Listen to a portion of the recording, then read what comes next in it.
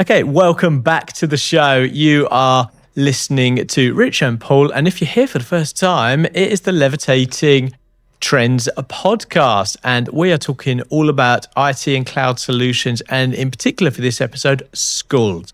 Right, Paul, for this time, we want to talk a little bit about a mindset shift. Head teachers are quite often breathe a sigh of relief when they first get their Google Cloud or their Microsoft, whatever they're set up in place, and they think, right, that's IT sorted. I need to get on with doing the teaching now. But it's not always that easy. Sometimes things go wrong. Sometimes things need updating. That is what we call the destination fallacy. Let's talk a little bit about that and how we can help schools in that respect. That's a bit of a tongue twister, isn't it? Destination fallacy. Really, it just means the journey's just begun. Okay. So you do all your work, you work with us, we get you migrated across to using the Google Workspace platform or Microsoft platform, as you mentioned. But your journey to cloud has only just started. And the thing is, what people need to realise is once they move across, is that then is where you start investing in your people to actually use that technology. Because if you don't invest in your people, it just becomes a big waste of money. And it's the same as any IT sort of project, what anyone gets involved with. You might have a need for doing it, and you go ahead and do it and you spend your money, but you want to make sure you get that return on investment. And that's really, really important. And to do that, you have to invest in your people to do that. So that's what destination fallacy really, really means. It's about that journey's just beginning and you're starting an exciting journey to actually optimizing your own IT, but also improving efficiency and productivity within your organization as well. Okay, that's great, Paul. Thank you. And I would like to lead on to a little bit of what we can talk about now is the utilisation gap. Quite often, schools or small businesses are only using a certain percentage of that suite which they have subscribed to and pay for. But Levett Consultancy are here to tell you what that larger chunk, which can quite often be like 80%, is not being used. So let's talk a little bit about how we can help schools and businesses understand their full access. The easiest way to explain that, if you go back to a older type of IT systems, and if I talk about Microsoft Word and Excel. So if you use Microsoft Word back in the 90s and early 2000s, there was only a few menus and it just give you a word processor to just type stuff in. Mm-hmm. Anyone who looks at using Word now, you will see there's a massive ribbon across the top with loads and loads and loads of functions out there. But most people only use 20% of Word functions still. So Microsoft I'm that guy, honestly. Take me back to those simpler days when all I had to worry about was spelling correctly. And cloud is exactly the same way. So once you move across to a platform, so something like Google Workspace you move towards, you might got the key things you've actually wanted to achieve, where you've got your productivity tools, you've got some of your administration tools and management sort of tools there. But outside that, there's lots more things, and you can get really, really technical with what you're actually looking for. But one of the key things, I was actually talking to an organisation this week, and they just wanted basically simple things like drive structures and stuff, and they didn't realize that within Google Workspace you can just create your network drives and actually have them set up for each of your customers, and only the people responsible for those accounts will do that. In a school environment, you would have it set up for basically classes, and each class would have their own sort of like own shared drive, and in that sort of drive basically the children are basically members of that drive, and the teacher manages the children, pupils and stuff like that within the school, and they can submit their work and all that stuff in there, and it works exactly the same way as a traditional system. But you start building the foundation out by using sort of drives. And then on top of that, then you start looking at things which you don't really think about. So when you're looking at basically the security of your data, what you're putting in, because you're putting in children's data and teachers are putting in data there, which is also supposed to be confidential within that school. You want to make sure it only stays within that school and doesn't go outside the school. And the same for business as well. So what you can start using is there's data protection rules, which are actually built into the platforms. And you can actually set up basically who can access this stuff and where they can access it. So for example, is what we've set up for quite a lot of people is that we set up international restrictions. So it's only if you're in the UK, you can access those drives and those data. If you try to access them if you're on holiday in America, or you go basically to Europe or somewhere like that, you literally click on it and go, sorry, you can't access it. And that basically means you can't access it, but it means that other people can't access it as well. So you're keeping your data locked within your environment. Now, a lot of people, when they go across these platforms, don't realise you've got all that sort of stuff. Yeah. So that's part of the sort of systems. You've got your device management, basically about people can do single sign-in to devices, whether that's Windows devices, Apple Macs, Chromebooks and stuff like that. But actually you've got other tools. So I know last few shows we've been talking about AI, but AI is underutilized within that, a lot of people just use a Gemini app or a Copilot app, just ask it a question and it gives you that information. I was talking to a customer this week, and they wanted their team to basically have some sort of management with AI. So they wanted to actually create a set of rules. You can only do this using AI. You can't do other stuff. So they can't basically use it for creativity. It has to be used just for process management and stuff. Okay. And they was looking at how can you do the web side of things, and how can you do basically using it in Google Workspace. So I explained to them, well, you've not heard about Notebook LM. Oh, what's that? So I went through Notebook LM, how it's basically a contained AI within an organisation, and that can be collaboratively used with amongst many people in that organisation. So they can actually create their own documents and structures, and the owner of that notebook, when they create it, say they set the rules, what can be used, and then the collaborators who use it, they have to work within their rule set. And when I showed them that, I thought, that's brilliant, that's what we're looking for. We didn't realise you can do that. And that's like one of these sort of things. 20%, you log into your device, you do your Google Docs, you do your Word, Excel, PowerPoint, equivalents, all that sort of stuff. You do your emails and your calendars, and that's basically it. People don't realise about the rest what you can do. Yeah. And again, there's other things that it saves money as well, because what you find in most organisations, they will go out looking for other technology to meet a requirement. They might basically have an issue. They might need to, how can I actually resolve this? And they go look online and say, oh, that would do. That's exactly what I want, but not realising it's actually part of the package they've already got. So one of the big examples, what I've seen quite a lot recently, is a technology called Calendly, which is where people might want to have a meeting with you, and they said, oh, right, book a meeting with me, so here's a link, and you go into a calendar, you choose their calendar, and basically you can book a meeting with them on that day. Really straightforward. A lot of people don't realise that functionality is already in Google Workspace at no additional cost. So you can go and pay out money to something like Calendly on a monthly basis for your users and things, but it's part of your package. And you save money, and that affects schools and businesses. Yeah. And there's things like sign-in software. So anyone who's got used to have contracts now these days, or you've got to sign, you get an e-sign come to you, and you've got to sign a contract, a DocuSign or whatever it's called. Yeah. You do that. The two main ones are DocuSign and a DaviSign. What's the two main ones out in the market? Yeah. But do people realise in Google Docs, you've got a sign-in facility built into Google Docs? Oh, I didn't know that. And you just basically create Google Docs, you choose the e-sign facility, create you basically who needs to sign it, and basically you can set it up as this person needs to sign, and then once they've signed it, it goes to this person. And when they countersigned it, Google sends them a PDF of basically both signed documents with an audit form. Wow. Don't cost anything. It's literally including subscription. And they're the sort of things we're talking about, that literally 20% of people don't realise about these other things. Yeah. And that's where you engage with a partner like ourselves who can tell you these other things. And it's like, don't go out and buy something before you talk to us. Yeah. And we might tell you actually what you're using. You know you've got access to this already, and it's free of charge already. Amazing. No, saving your customers time and money, that's key. Exactly. Sometimes schools are actually really reactive to problems rather than proactive. A model where they might have the IT person come in once a week or a couple of times a week or on call when there's something like a printer jam or something like that. How does your model change from that? If we're talking about kind of proactive versus reactive? Yeah, so I know we touched on that in the last podcast, but basically I've always had this thing of saving money for our customers. So yes, we're a business and we make profit, as anyone out there. I know it's a bad word, sometimes people don't like it, but if you make profit to be able to run a business. I don't think you could trust a business that doesn't want to make profit. Exactly, yeah. So that's that key thing. But the thing is with that, is that literally I only want our customers to pay for what they need and things. And there's loads of customers who basically like the idea of paying for someone or paying for a business, and they pay it on a retainer, and they basically will have that person come in every Wednesday afternoon to come and do that sort of work. And that's what the contract is. If they've got a problem, they might phone up and they might be able to get some assistance and things. But by and large, they have to wait till the following week till someone comes around and fix it. Now, sometimes if you're in a classroom, in a school environment, you can't wait a week for someone to come and look at your interactive whiteboard. Likewise, if you're in a business and you've got an issue with some accountancy sort of software or something's not working properly, you can't wait for that week.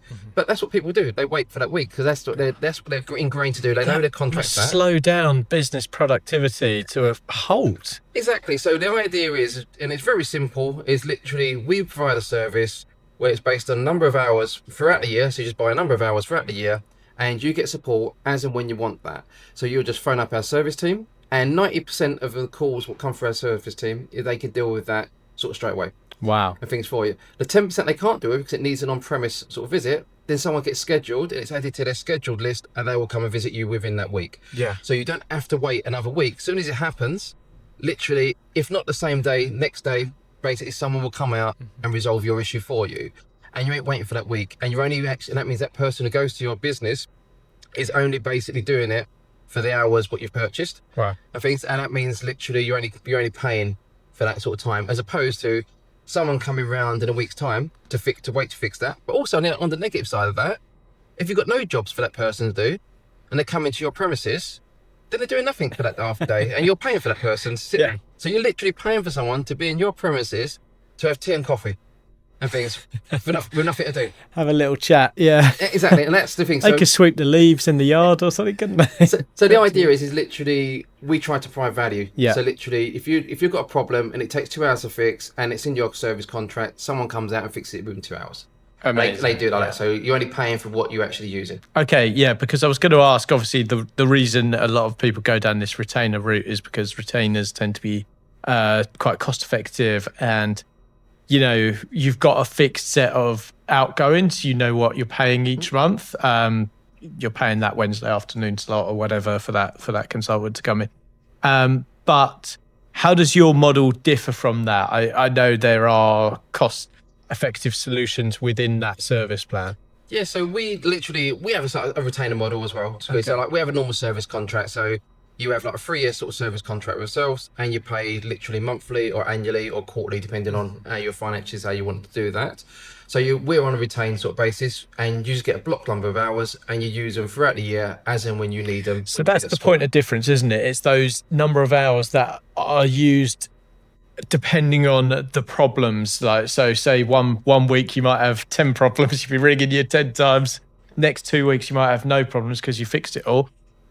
So it's that flexibility for the customer. Exactly, and then that actually happens. So when there's some bigger problems, so usually when someone's like, for example, they have photocopiers installed and they need to have all the people printing and stuff like that, usually that might end up being a few days of problems to resolve, so they end up using a lot more of the hours in that week. But then it will basically go for a month or 2 months, we don't even talk to the customer because there's no issues coming through. But importantly, we do have account management, and our account management do keep in contact with our customers on a monthly basis, so they don't lose touching point from our customers. So if they do need to know anything, they've got someone to talk to, and that's important as well, because even though they're not talking to us, they might have a like that conversation we were saying about the actual not knowing about the applications or the product tools what are actually within the system. Those account meetings are just as important, because it could be saying, oh, by the way, I'm looking to do this. Yeah. Do you know someone that does this? And they'll say, yeah, you've got this Google Workspace platform. It does this for you. So that's built into that plan. They'll have those sort of scheduled meetings with the account management team.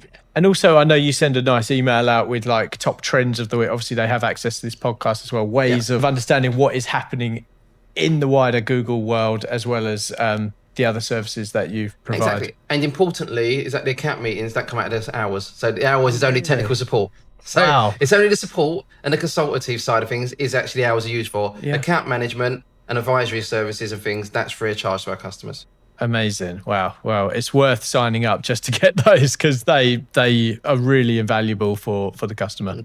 Let's talk for a minute about teacher burnout. It's been a hot topic in the news of late, and these are the people that are looking after the next generation, inspiring them. So we want to protect them to focus on that job rather than looking after tech. So how does having a cloud in order help our teachers? Yeah, so like from my experience, I said I've been involved in education 40 plus years now, working with schools, leading in a local authority with schools, and basically working with government on doing initiatives for schools and technology. So involved in loads of stuff, from introducing broadband, interactive whiteboards, and all sorts across in schools, and literally safeguarding policy. Only a couple of years ago, I always get involved in that every year for some reason.